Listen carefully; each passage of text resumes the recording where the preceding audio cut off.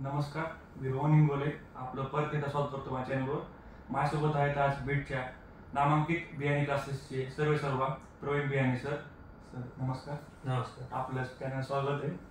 तर सरचं असं आहे की सरने इंजिनिअरिंग कंप्लीट केलेली आहे आणि त्यानंतर सरने गेल्या काही वर्षापासून बीड इथे बियाणे स्मार्ट डिजिटल क्लासेस, जे की बीड जिल्ह्यात आणि शहरामध्ये पहिले डिजिटल क्लासेस आहे इत्या पहिली ते 10वी मध्ये, आणि त्यांचे जे क्वालिफिकेशन्स आहेत ते पण खूप हाय आहेत. तर आपलं स्वागत चॅनलवर. तर आपल्याबद्दल थोडी माहिती प्रेक्षकांना दिली तर. माझं नाव प्रवीण बाळकिशन बियाणी. तसं तर आम्ही बेसिकली आडगावचे आहोत आणि नंतर बीड जिल्ह्यामध्ये बीड शहरात आम्ही स्थायिक झालो. 1990 मध्ये आमची फॅमिली बीडमध्ये आली आणि माझे वडील, माझे दोन्ही काका बीडमध्ये विविध व्यवसायात आणि समाजात काम करत होते. त्यामध्ये माझ्या वडिलांचं मेडिकल स्टोअर आहे, माझ्या काकांचं ऑइल इंडस्ट्री आहे आणि माझे एक काका बीड शहरात सामाजिक आणि राजकीय दृष्टिकोनाने कार्य करत होते. नंतर माझं शालेय शिक्षण द्वारकादास मंत्री राजस्थानी विद्यालय बीड इथून झाले. त्यानंतर मी 11-12 जे आहे माझं ते महाराष्ट्रातील एक सुप्रसिद्ध कॉलेज, ज्याला की सर परशुराम भाऊ विद्यालय पुणे, इथून माझं 11-12 झालं आणि नंतर एंट्रन्स देऊन मी डी.वाय. पाटील पिंपरी या कॉलेजमध्ये इंजिनिअरिंग करण्यासाठी ऍडमिशन घेतलं. बेसिकली लहानपणापासूनच अभ्यासाची आवड होती आणि त्यामुळं इंजिनिअरिंग करत असताना मला कुठेही असं अडचणी आल्या नाही ज्या की इतरांना समजा शैक्षणिक अडचणी येऊ शकतात. तर त्या ठिकाणून 4 वर्षानंतर मी इन्स्ट्रुमेंटेशन अँड कंट्रोल इंजिनिअरिंग मधनं युनिव्हर्सिटीमधनं 3rd रँक मिळवून माझं इंजिनिअरिंग कम्प्लीट केलं आणि त्यासोबत मला त्या कॉलेजमधनं कॅम्पस प्लेसमेंट भेटलं होतं.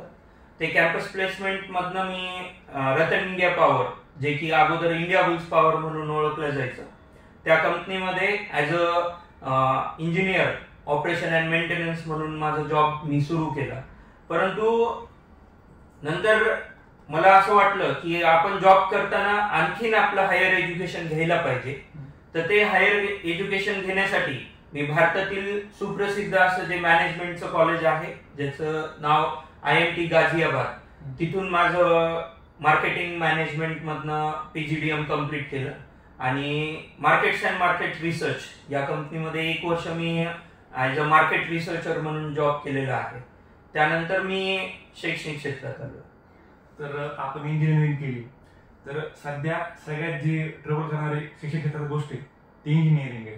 कारण की जो कोणी इंजिनिअरिंग करतोय, जर इंजिनिअरिंग पास केली आहे किंवा त्याची इच्छा होती करायची, त्यांचं एकच म्हणणं येतं की इंजिनिअरिंग करू नका, कारण की त्यात तितका स्कोप राहिला नाहीये किंवा तितके जॉब प्लेसमेंट राहिले नाही.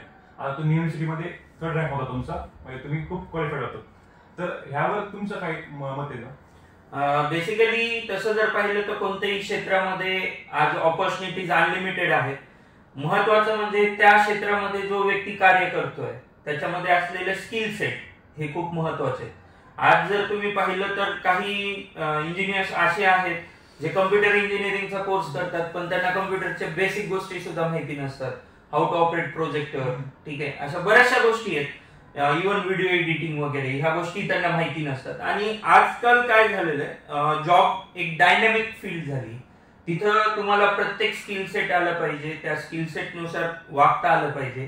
त्यामुळं मी तर असं म्हणेल की कोणतेही क्षेत्र असं नाही ज्याच्यात स्कोप नाही. ऍक्च्युली बीड जिल्ह्यामध्ये एक ट्रेंड असा झालाय की कोणालाही विचारलं काय करायचंय तर तो मेजरली एक तर नीट, कारण की थोडंसं वातावरण मेडिकलचं जास्त आहे, आणि नंतर IIT, हे 2 क्षेत्र थोडेसे करिअर ऑपॉर्च्युनिटी म्हणून बघतात. परंतु यामध्ये कुठेतरी बदलाव व्हावा आणि अगोदरपासूनच मनात होतं की आपण काहीतरी समाजासाठी केलं पाहिजे. आपल्या जिल्ह्यातनं जे विद्यार्थी आहेत ते वेगवेगळ्या क्षेत्रामध्ये गेले पाहिजे. या दृष्टिकोनातनं आम्ही 2 जून 2016 या दिवशी बियाणी डिजिटल स्मार्ट कोचिंग याची सुरुवात केली. आम्ही ज्यावेळेस सुरुवात केली होती त्यावेळेस मला निर्णय घेणं तसं पाहिलं तर कठीण होतं, कारण की मला एक खूप चांगलं पॅकेज होतं. ज्या ठिकाणी लोक जाण्यासाठी उत्सुक असतात, मगरपट्टा सिटी, तिथं मी जॉब करत होतो. ते सगळं काही सोडून मला यायचं होतं. परंतु मनामध्ये एक दृढ निश्चय होता की आपल्या शहरातल्या विद्यार्थ्यांना क्वालिटी एज्युकेशन भेटलं पाहिजे आणि जे आता तुम्ही म्हणले की त्यांना भविष्यामध्ये कधी असं करिअरमध्ये अडचणी येऊ नयेत की बाबा मी करिअर तर केलं, मी पासआउट झालो, पण आज मी एम्प्लॉईड नाहीये. तर आम्ही इथं ऑलरेडी आता 1st to 10th विद्यार्थ्यांना फक्त शालेय शिक्षणच देत नाही, तर त्यांना भविष्यामध्ये लागणारे जे स्किल सेट आहेत, जे त्यांच्यामध्ये असायला हवे, जे कोणत्याही सिलेबस मध्ये नसतात, ते सर्व काही गोष्टी आम्ही त्यांना देतो. तर मेजरली तुमचा जो फोकस आहे तो पूर्ण डेव्हलपमेंट मध्ये, तसंच आपण म्हणला स्किल्स मॅटर करतात जास्त, आणि आपलं एक खूप मोठी गोष्ट म्हणतात आपण की कुठल्या क्षेत्रात स्कोप आहे, तुमच्यात ती ताकद पाहिजे करायची. तर सर ज्यावेळेस आपण असं म्हणलं की मराठवाड्यामध्ये आपण जॉब करत होतो, ते राहत होतो हाय लेवलमध्ये, खूप उंच सोसायटी राहते, पण ज्यावेळेस आपण तो निर्णय घेतला सोडायचा, पॅकेज म्हणून होतं सगळं होतं, त्यावेळेस फॅमिलीची रिएक्शन काय होती? तसं जर पाहिलं तर माझ्या या निर्णयामध्ये मला माझ्या पूर्ण परिवाराचा देखील सपोर्ट भेटलेला आहे. आणि सर्वात महत्वाचं म्हणजे ज्यावेळेस मी हा निर्णय घेतला त्यावेळेस मी मॅरिड होतो. तर कोणत्याही मॅरिड व्यक्तीसाठी हा एक महत्वाचा टप्पा असतो की बाबा त्यांचं जे लाईफ पार्टनर आहे त्यांचं सुद्धा यामध्ये सपोर्ट असणं गरजेचं आहे. तर मला त्यांचाही सपोर्ट होता. आणि सर्वात महत्वाचं माझ्या ह्या आयडियाला माझ्या वडिलांनी आणि माझ्या दोन्ही काकांनी ज्या पद्धतीने बॅकअप दिलं, त्यामुळे मी ह्या क्षेत्रात माझं करिअर करू शकतो. ज्यावेळी आपण सुरुवात केली बीएन क्लासेसची, तर साधारण जे काही क्लासेस आहेत नेट लेवलचे असते 11-12चे, तर बेसिकली ते जे आपलं सिस्टमॅटिक लर्निंग आहे जे चलत आली आहे, फक्त व्हाईट बोर्ड ब्लॅक पेन ते चालतंय. मग त्या ज्यावेळी बीडमध्ये तर काही नव्हतंच, रिजनल काय असं नव्हतंच, शाळेमध्ये नव्हतं, मग आपल्या डोक्यात काय रेषा आली की रिजनल क्लासेस चालू करावे? आपल्याला एक बॉलिवूडचा मूवी माहितीच असेल ज्याच्यामध्ये दृश्यम नावाचा मूवी आहे. त्याच्यात काय आहे की बेसिकली तुम्ही जर लर्निंग स्टाईल्स बघितल्या तर 3 टाईपच्या लर्निंग स्टाईल्स येतात. त्याच्यामध्ये एक जे लर्निंग स्टाईल आहे ते व्हाया रीडिंग होतं, एक लर्निंग स्टाईल आहे व्हाया रायटिंग होतं, आणि सगळ्यात स्ट्रॉंग लर्निंग स्टाईल जर आपलं म्हणलं तर व्हिज्युअल सेन्स ज्याला आपण म्हणतो. कारण की तुम्ही बघा, आज जर तुम्हाला म्हणलं की तुम्ही दृश्य मूवी पाहिलाय का, त्यामध्ये काय काय झालं, तर बऱ्याचशा गोष्टी आठवतात. त्याचं कारण असं आहे, इट इज व्हिज्युअल आहे, राईट. तर त्या गोष्टीमुळं आम्हाला ज्यावेळेस ह्या क्षेत्रामध्ये यायचं होतं तर आम्ही खूप साऱ्या गोष्टी सर्च केल्या की बाबा काय काय गोष्टी आहेत ज्याच्यामुळे विद्यार्थ्यांना हेल्प भेटू शकते. जसं सायन्स आहे, मॅथ आहे, त्याच्यामध्ये व्हिज्युअल अंडरस्टँडिंग गरजेचं आहे. आज बऱ्याच ठिकाणी फाउंडेशन म्हणून फक्त सायन्स मॅथला फोकस केलं जातं आणि इंग्लिश आणि सोशल सायन्स या सब्जेक्टला थोडंसं निग्लिजन्स केलं जातं. परंतु लोकांना हे माहिती पाहिजे की ते सुद्धा सब्जेक्ट खूप महत्वाचे आहेत. तर त्याला देखील एक व्हिज्युअल एडनी जर शिकवलं तर विद्यार्थ्याला लवकर समजतं. हा उद्देश ठेवून आम्ही ज्यावेळेस ह्या क्लासची सुरुवात केली त्यावेळेस मनात एक ठरवलं होतं की थोडंसं स्लो जाऊया, पण जे काही करायचंय ते बेस्टच करायचं. त्याशिवाय आपल्याला त्या गोष्टी करायच्या नाही हे मनात ठाम ठेवल्यामुळं आज जे आम्ही इथं आहोत, ज्या गोष्टीसाठी आम्ही ओळखलं जातो क्वालिटी एज्युकेशन, त्या गोष्टीसाठी आम्ही झालेलो.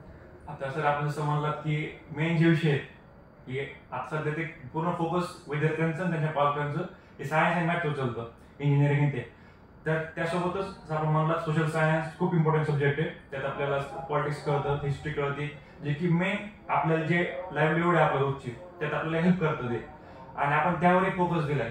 तर जसं आपण म्हणालात की सध्या जास्त फोकस नीट आणि जेईवर आहे. आता बरेचसे विद्यार्थी थोडे ऑफसाईड जाऊन सोशल सायन्स ते घेतात नंतर 11-12ला आणि ते फोकस करतात. तर त्या फील्ड बद्दल आपल्याला काय विचार आहेत? आता सर्वात महत्वाचं म्हणजे ज्यावेळेस आम्ही बीड मध्ये बियाणी ग्रुप ऑफ एज्युकेशनची सुरुवात केली त्यावेळेस एकतर इथं स्पर्धा परीक्षेचा दृष्टिकोन खूप कमी होता. पालकांना आज देखील शाळेतल्या मार्कांवरती खूप जास्त फोकस्ड आहेत पालक, आणि त्यांना असं वाटतं की बाबा पहिल्यांदा तिथं पर्सेंटेज नंतर मग बाकीचं बघू. तर आम्ही ह्या पायंड्याला बदलायचा प्रयत्न केला. आम्ही सगळ्यात सुरुवातीला इथं फाउंडेशन जे आहे, ज्याला एक करेक्ट फाउंडेशन आम्ही म्हणतो, कारण की आज बीडमध्ये बऱ्याचशा कन्सेप्ट चालतात. मी कोणाला इथे नाव नाही ठेवणार, परंतु काही लोक असे आहेत की आम्ही एक पर्टिक्युलर पब्लिकेशन घेतो म्हणजे आम्ही फाउंडेशन घेतो. ही जी गोष्ट ते पालकांच्या मनावर ठसवून सांगतायत, तर मला पालकांना सांगावं वाटेल की ते चुकीची संकल्पना आहे. फाउंडेशन म्हणजे नक्की काय, तर विद्यार्थ्याला science, math, social science, English हे जे महत्वाचे विषय आहेत, या महत्वाच्या विषयाच्या मूलभूत संकल्पना त्यांच्या स्पर्धा परीक्षेच्या दृष्टिकोनातून क्लिअर होणे. आणि कुठेही त्या विद्यार्थ्याला आम्ही असं नाही म्हणत आहेत की तू फक्त नीट कडे जा, तू फक्त IIT कडे जा. तुम्ही एक ऑब्झर्व करा की आज दिवसागणिक डॉक्टर वाढत आहेत, दिवसागणिक इंजिनियर्स वाढत आहेत, त्याच्यामध्ये एक सॅच्युरेशन येईल. मग ज्यावेळेस सॅच्युरेशन येईल ऍट दॅट टाइम तो स्टुडंट काय करणार, ज्याला फक्त एवढंच माहिती होतं की मला डॉक्टरच करायचं नाही. तर त्यामुळं आम्ही विद्यार्थ्यांना घडवत असताना विद्यार्थ्यांना सर्व क्षेत्रांची माहिती देतो. आपण इव्हन माझ्या कॅम्पसमध्ये एंटर केल्यावर पाहिलं असेल की आम्ही वेगवेगळ्या क्षेत्रातले करिअर्स जे आहेत त्याच्याबद्दलचं हायलाइटिंग केलेलं आहे. आणि मला इथं गर्वाने सांगावंसं वाटेल की माझ्या इथून पासआउट झालेले जेवढे इयत्ता 10वीचे विद्यार्थी आहेत ते आज असं नाही आहेत की फक्त डॉक्टर आणि इंजिनियर आहेत, ते वेगवेगळ्या क्षेत्रात आहेत. म्हणजे काही विद्यार्थी असे जे लॉ मध्ये खूप चांगलं करिअर करतायत, त्यांचं ऑल ओव्हर इंडिया रँकिंग चांगलं आहे, टॉप कॉलेजेस मध्ये आहेत. ठीक आहे. काही विद्यार्थी असे जे आर्किटेक्चर मध्ये खूप चांगलं करिअर करतायत.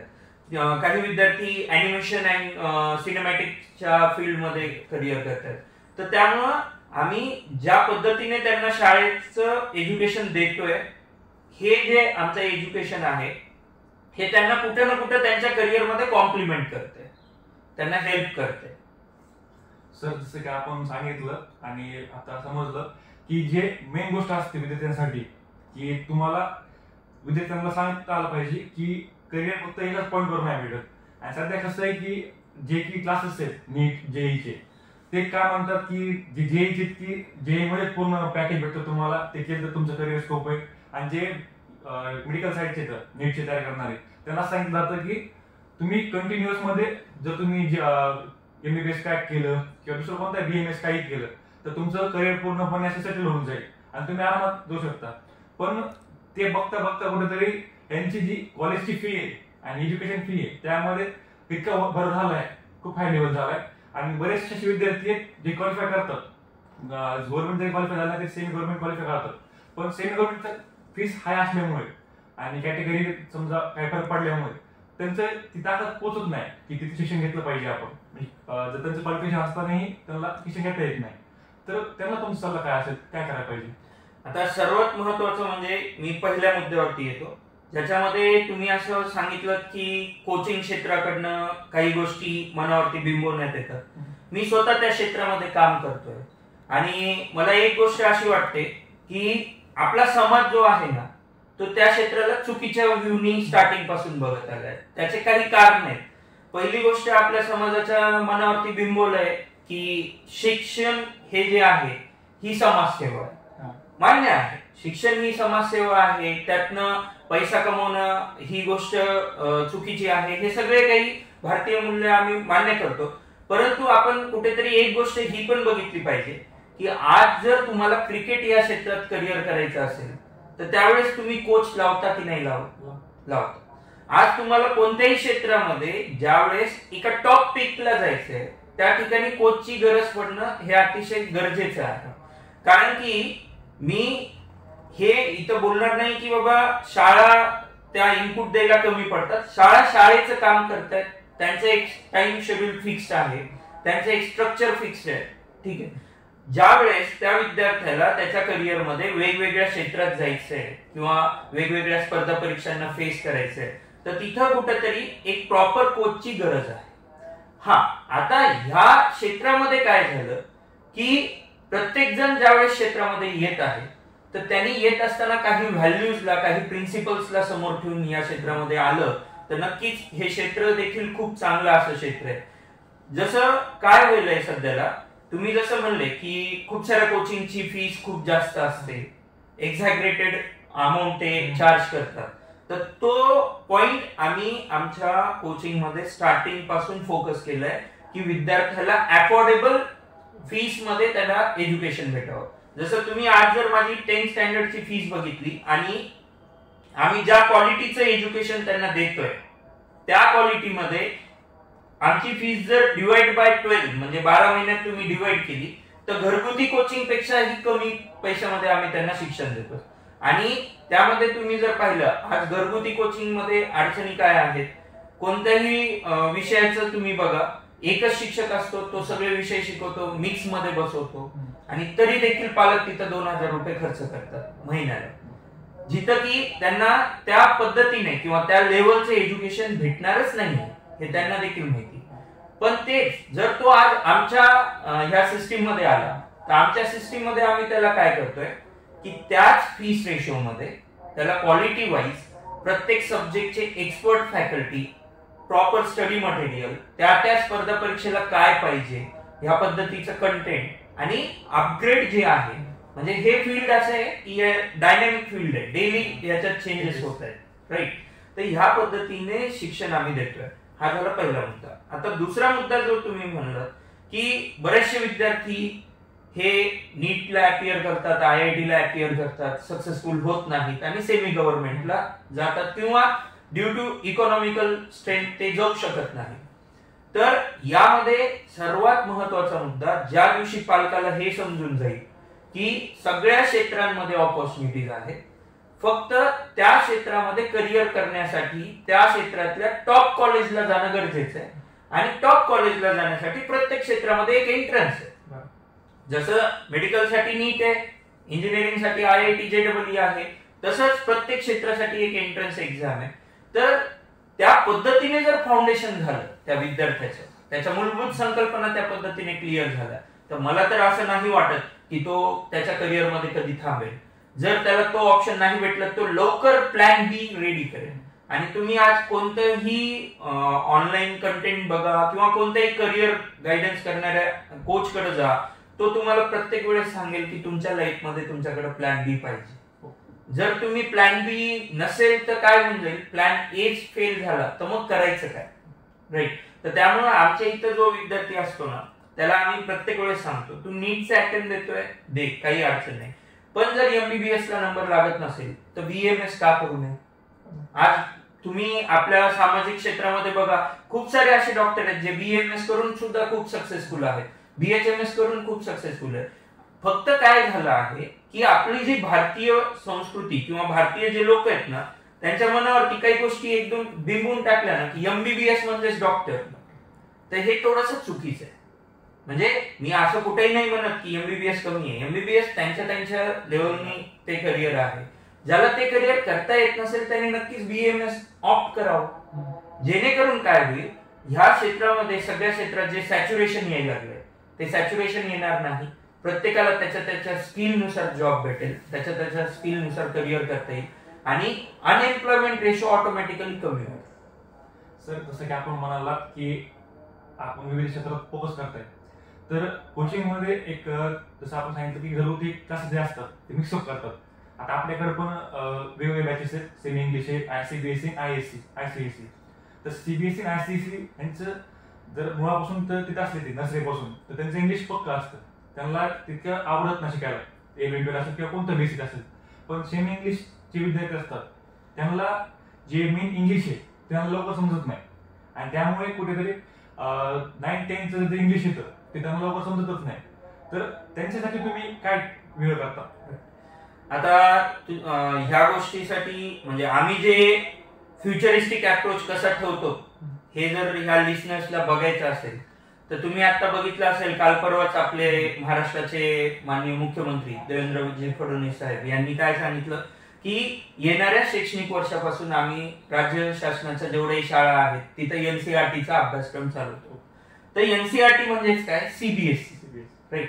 आणि आम्ही 2 जून 2016 ज्यावेळेस क्लासची सुरुवात केली त्या दिवसापासून आम्ही स्टेट बोर्डच्या बॅचच्या विद्यार्थ्याला देखील NCERTचा कंटेंट देतो म्हणजे देतो. त्यामुळं काय होतंय की माझा स्टेट बोर्डचा विद्यार्थी जो आहे तो देखील या स्पर्धेतनं कुठेही माग नाही राहते. उलट मी तर असं म्हणेन की माझ्याकडे स्टेट बोर्डच्या बॅच मध्ये असे हिरे आहेत की ते CBSEच्या मुलांना देखील जड जाऊ शकतात. त्याचं कारण काय होतं की CBSEच्या मुलांमध्ये कुठेतरी एक असं न्यूनगंड म्हणा किंवा डोक्यामध्ये एक कन्सेप्ट बसलेली आहे की माझ्या आई वडिलांनी मला एका खूप चांगल्या शाळेत टाकलं, फीस जास्त आहे, तेवढी फीस भरू शकतात म्हणजे माझं मॅनेजमेंटने ऍडमिशन देखील करू शकतात आणि हळूहळू मग ते मुलं थोडं अभ्यासात मागे राहतात. पण स्टेट बोर्डच्या विद्यार्थ्याचं तुम्ही एक गोष्ट जर ऑब्झर्व केली तर तो विद्यार्थी समाजातील एका अशा क्षेत्रात येतो जिथं आई आणि वडील दोघेही मेहनत करून त्याला शिकवत आहेत, ठीक आहे, आणि त्यामुळे त्याला जाण असते परिस्थितीची की आपल्याला काय करायचंय, फक्त त्या विद्यार्थ्याला कंटेंट भेटणं गरजेचं आहे. तर त्यामुळे आम्ही आमचं जे कंटेंट आहे ते असं मॉडिफाय केलं की तुम्ही कोणत्याही बोर्डात असा, तुम्हाला स्पर्धा परीक्षा देताना आणि भविष्यातल्या करिअरमध्ये पुढे जाताना कधीही अडचण येणार नाही. आणि सर्वात महत्वाचा मुद्दा आजही मी इथं सांगू इच्छित की मी सुद्धा मल्टीनॅशनल कंपनीज मध्ये जॉब करून आलोय. आपण इंग्लिश या विषयाचा ज्या पद्धतीने बाऊ करतो, म्हणजे ऍक्च्युली काय आहे, पालकांना असं वाटतं की इंग्लिश टू इंग्लिश बोलणं किंवा इंग्लिश मध्येच बोलणं म्हणजे माझा मुलगा खूप हुशार. तर ह्या गोष्टी थोड्याशा चुकीच्या आहेत, कारण की इंग्लिश टू इंग्लिश बोलणं हा एक वेगळा भाग आहे, तो कम्युनिकेशनचा भाग आहे. आणि तुमच्या संकल्पना स्पष्ट असणं हा दुसरा भाग आहे. तर तुम्ही संकल्पना सुस्पष्ट जर झाल्या तर लँग्वेज मॅटरच करत नाही, कारण की आज वर्ल्डला लँग्वेज नाही, तुमचं नॉलेज काय आहे हे बघणं खूप गरजेचं आहे. त्यामुळं असं कुठेही नाहीये, कोणत्याही कंपनीत नाहीये की तुम्हाला इंग्लिशचं जर खूप जास्त नॉलेज नसतं तर तुम्हाला जॉब नाही भेटत. ते फक्त काय केलेलं आहे, प्रत्येक गोष्टीचं जसं भीती बसवलेली, जसं गणित अवघड असं विद्यार्थ्याला वाटतं, परंतु आमच्या इथं टीचिंग करतानाच आम्ही ह्या पद्धतीने मॅथला टीच करतो की ज्यामध्ये वर्गातच त्याचे जवळपास 200-300 न्यूमरिकल आम्ही प्रॅक्टिस करून देतो. बाहेर काय आहे गणिताबद्दल की बरेचसे शिक्षक त्यांना शिकवताना काय करतात, एवढं पाठ करून द्या. तर गणित हा विषय पाठांतराचा नाहीये, तो प्रॅक्टिसचा विषय आहे. तुम्ही जोपर्यंत त्याला प्रॅक्टिस आउट नाही करणार तुम्हाला ते कळणारच नाही संकल्पना. तर हे थोडेसे मॉड्युलेशन आम्ही आमच्या सिस्टीम मध्ये केले जेणेकरून विद्यार्थ्यांना अडचणी नाही. म्हणजे आपला जो पूर्ण फोकस आहे ते फुली डेव्हलपमेंट वर आहे. आणि जे कुणीच क्षेत्रामध्ये आहे, म्हणजे सेमीला जमते कसं तरी किंवा सीबीएसईला कसं चाललंय असं, ते फोकस न करता सर्वाला समान एज्युकेशन देऊन आणि ते क्वालिटी ऑफर करून तुम्ही त्या लेवल मेंटेन करायला ते करून ऍडव्हान्स होते. सर आता गेल्या रविवारी आपल्या इथं एक हे झालं, मोटिवेशन काहीतरी होतं समजलं मला. तर आपण असं समजलं की आपण दरवर्षी काही ना काही ठेवतो, तर त्या मागचा हेतू काय नेमका? बरं, आता आम्ही ज्यावेळेस क्लासला सुरुवात केली त्या वर्षीपासून आम्ही दरवर्षी जिल्हास्तरीय विज्ञान प्रदर्शन भरवतो आणि त्याला आम्ही सायंटिफिका असं नाव दिलेलं आहे. तर तुम्ही आज जर पाहिलं तर त्या सायन्स एक्झिबिशनची क्रेज लोकांमध्ये एवढी आहे की विद्यार्थी आम्हाला दरवर्षी विचारतात की ती इव्हेंट कधी, राईट. तर त्या पद्धतीने आम्ही त्याला मॅनेज केलं आणि त्या इव्हेंट्स मध्ये आम्ही जे गेस्ट बोलवायचो तर कुठेतरी एक नवीन पायंडा पडला पाहिजे. आमचे जे गेस्ट असायचे वैज्ञानिक, ठीक आहे, वेगवेगळ्या अशा क्षेत्रांमध्ये काम करणारे की जे करिअर गायडन्स करतात किंवा स्पर्धा परीक्षेमध्ये काम करतात, अशा लोकांना आम्ही त्यामध्ये इन्व्हाइट करायचो. आता जे रविवारचं आपण सांगितलं त्यामध्ये मी इथं सांगू इच्छिल की आम्ही 8 ते 9 वर्षापासून जे काही शैक्षणिक क्षेत्रात काम करत आहोत ते कार्य बघून आम्हाला ऑलिम्पियाड इंडिया नावाची एक संस्था आहे, त्या संस्थेने आमच्यासोबत ऑफिशियल टायअप केलाय काही आंतरराष्ट्रीय स्पर्धा परीक्षांसाठी, जसं ज्यामध्ये सिंगापूर मॅथ्स चॅलेंज म्हणून एक एक्झाम आहे, त्याच्यानंतर सॅस्मो नावाचं एक्झाम होतं, वंदा सायन्स म्हणून एक्झाम होतं, अमेरिकन मॅथ्स चॅलेंज, अशा वेगवेगळ्या एक्झामसाठी आम्ही ऑफिशियल पार्टनर्स आहोत त्यांचे. म्हणजे आमच्या इथं विद्यार्थ्यांना त्या स्पर्धा परीक्षेसाठी ट्रेन देखील केलं जाईल आणि त्या विद्यार्थ्याने फॉर्म भरल्यानंतर त्याचं जे काही ऑफिशियल एक्झामिनेशन्स वगैरे आहेत त्या सर्व एक्झाम्स देखील इथं कंडक्ट होतील. आणि आम्ही ज्या पद्धतीने हे सगळं काही काम करतोय त्या कार्यामुळेच आम्हाला ISO सर्टिफिकेशन देखील भेटलं, वेगवेगळे राष्ट्रीय आंतरराष्ट्रीय स्तराचे पुरस्कार देखील भेटले आणि आमची पूर्ण टीम अहोरात्र ह्या गोष्टीसाठी झटते. जसं आता तुम्ही जर कंटेंटचा जर विचार केला तर आजच्या डेटला मी गर्वाने सांगेल की मी मराठवाड्यातलं तरी बोलतो, बाहेरचं नंतर पाहूया. तर मराठवाड्यातला आम्ही सिंगल इन्स्टिट्यूट आहोत अंडर 10 मध्ये ज्याच्याकडे स्वतःच 1ली ते 10वीचं कंटेंट आहे. म्हणजे नोट्स देखील आमच्या स्वतःच्या कंटेंटच्या आहेत. त्यानंतर जे आम्ही PPTs यूज करतो ते देखील आमचं स्वतःचं कंटेंट आहे. आणि यावर्षी तर आम्ही ह्या पद्धतीने स्टडी मटेरियल डिझाईन केलंय की विद्यार्थ्याला कमी पेजेस मध्ये कमी गोष्टी देऊन आणि त्याला जे एक्झॅक्ट नॉलेज पाहिजे. म्हणजे काय होतं माहिती का, खूप सारे पुस्तकं वाचण्यापेक्षा जे एक्झॅक्ट आहे ते जर वाचलं तर परीक्षेमध्ये यश लवकर भेटतं. तर त्यामुळे आम्ही अशा पद्धतीने कंटेंट मॉडिफाय केलंय की विद्यार्थ्यांनी आमचं जर ते कंटेंट वाचलं तर त्याला कोणतीही त्याच्या शालेय जीवनातली स्पर्धा परीक्षा असू द्या त्याच्यात अडचण येणार नाही. आणि मी तर नक्की तुमच्या दर्शकांना सांगेल की तुम्ही एकदा या, आमचं कंटेंट बघा, आमचं जे काही प्रिंट व्हर्जन आहे ज्या पद्धतीने आम्ही देतोय ते जर त्यांनी पाहिलं तर नक्की त्यांना कळेल की डिफरन्स काय आहे. तर सर आता आपण जसं म्हणालात की आपलं प्रत्येक क्षेत्रात लक्ष करून आणि सायंटिफिक एक्झिबिशन असेल ते मी पाहिले, मी आलेलो आहे, तर खरंच म्हणजे एक वेगळं वातावरण असतं. आणि तुमचं जे मेन लक्ष आहे ते मी एक अनुभवलं. जसं आपण हे म्हणला जे तुमचे गेस्ट असतात ते त्या रिलेटेडच गेस्ट असतात तुमचे. असं नाही की कोणी दुसरं नाव आहे म्हणून ते म्हणू शकतो, तसं नाही. की जर सायंटिफिक एक्झिबिशन ठेवलंय तर त्या रिलेटेड जे लोक आहेत ज्यांना त्यातली पूर्ण माहिती आहे, जे चेअर करू शकतात विद्यार्थ्यांना की असं केलेले मिस्टेक्स काय असते सांगतात किंवा पूर्णपणे चेअर करतात त्यांना, ती एक म्हणजे खूप गरजेची गोष्ट असते. कारण की कुठलं क्षेत्र असलं तर पहिलं फोकस बिझनेस मध्ये जो येतो माणसाचा की नाव होण्यासाठी. पुढची ज्या व्यक्ती गेस्ट बोलवतात त्याला काही माहित असेल नसेल, त्यांना काहीच माहित नसतं, पण फक्त आपलं इन्स्टिट्यूटचं नाव व्हावं किंवा आपल्या बिझनेसचं नाव व्हावं म्हणून ते बोलवतात. पण तुम्ही ते फोकस न करता जे की ज्या ब्रांचचे आहेत त्यांच्यातलं तितकं ज्ञान आहे, एज्युकेशन आहे पूर्ण, आणि जे खरंच काहीतरी फरक पडू शकतं विद्यार्थ्यांवर, जे की पूर्ण इम्पॉर्टंट गोष्ट आहे 10th पर्यंतची, ते तुम्ही फोकस करतात, ते खरंच अभिमानास्पद आहे. आता सर एक सगळ्यात मोठा प्रॉब्लेम येतो विद्यार्थ्यांमध्ये 10वी पर्यंत, तो म्हणजे फिअर ऑफ आस्किंग आणि फिअर ऑफ स्पीकिंग. की विद्यार्थ्यांना काय होतं की शिक्षकांची भीतीने किंवा मनात काय भीती असते की साईडची मुलं असतील काय होतील, किंवा समजा एखादा डाऊट असतो तो त्या मुलासाठी खूप मोठा असतो डाऊट, पण साईडचे जे विद्यार्थी असतात काही स्कॉलर असतात, काही म्हणजे यावेळेचे असतात, त्यासाठी तो चिल्लर असतो, म्हणजे खूप म्हणजे हलका असतो तो डाऊट, आणि त्या भीतीने ते विचारतही नाहीत. आणि त्यांना कुठेतरी भीती असते की डाऊट जर आपण विचारला शिक्षकांना, शिक्षक असं म्हणून नाहीत की तुलाही समजलं नाही का, तुला पूर्ण असं बेसिक्स कमजोर आहेत का. तर त्या फिअर ऑफ आस्किंग आणि फिअर ऑफ स्पीकिंगला तुम्ही कसं मॅनेज करता? बरं, या गोष्टीसाठी सर्वात महत्वाचं म्हणजे आमच्या टीम मधलं कोऑर्डिनेशन खूप महत्वाचं आहे. आणि दर महिन्याला आम्ही आमची एक मीटिंग घेतो.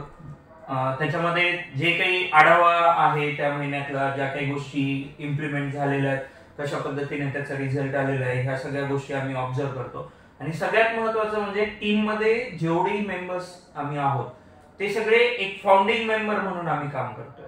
म्हणजे कुठेही त्याच्यामध्ये असं नाहीये की मी I am job giver and they are job doing person, असं कुठेही नाही. नॉर्मली काय होतं, बऱ्याच वेळेस तशी जर भावना आली तर मग त्या ठिकाणी निग्लिजन्स हा फॅक्टर येतो. परंतु माझ्या टीम मधल्या प्रत्येकाला माहितीये की हे इन्स्टिट्यूट आपण उभा केलं, कारण की त्यांनी अशा फेज मधनं इन्स्टिट्यूटला पाहिलंय जिथं 2 विद्यार्थी होते.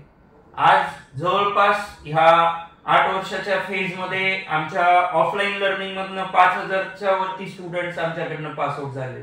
आणि ऑनलाईन लर्निंगच्या प्लॅटफॉर्मवरती आज आम्ही जवळपास 17-18 राज्यांमध्ये काम करतोय. तर ह्या सगळ्या गोष्टींमुळे काय झालेलं आहे की माझा प्रत्येक जो टीम मेंबर आहे तो टीम मेंबर विद्यार्थ्यांसोबत डायरेक्टली जोडला जातो. त्यांना तो त्यांचे डाऊट सॉल्व्ह करून देतो. आणि कुठेही आम्ही असं त्याला करत नाही की तू कितीदा तेच विचारणार आहे. फक्त एक गोष्ट काय आहे की आम्ही थोडंसं स्टुडंटला प्रमोट करतो की तुम्ही स्वतःहून या, आम्ही तर येतोच आहे तुमच्याकडे, तुम्ही स्वतःहून या. मग त्या गोष्टीमुळे काय होतं, त्यांचा जो फिअर आहे तो ऑटोमॅटिकली तिथं हळूहळू संपत जातो. आणि आणखीन एक नाविन्यपूर्ण गोष्ट आम्ही आता करत आहोत, ज्यामध्ये विद्यार्थ्यांना स्टेजवरती क्लासमध्येच बोलवणं, त्यांच्याकडनं काही गोष्टी बोलून घेणं किंवा काही गोष्टीवरती स्पीच करायला लावणं, यातनं त्यांचं जे स्टेज फिअर आहे ते स्टेज फिअर निघून जातं. आणि तुम्ही मे बी एक गोष्ट तुमच्या दर्शकांनी तुम्ही ऑब्झर्व केली असेल, मी माझ्या टीम मेंबर म्हणतो, टीचर नाही म्हणत. टीचर हा एक वेगळा फॅक्टर झाला. तिथं थोडंसं असं झालं की बाबा ठीक आहे, ते माझ्याकडे जॉब करताय.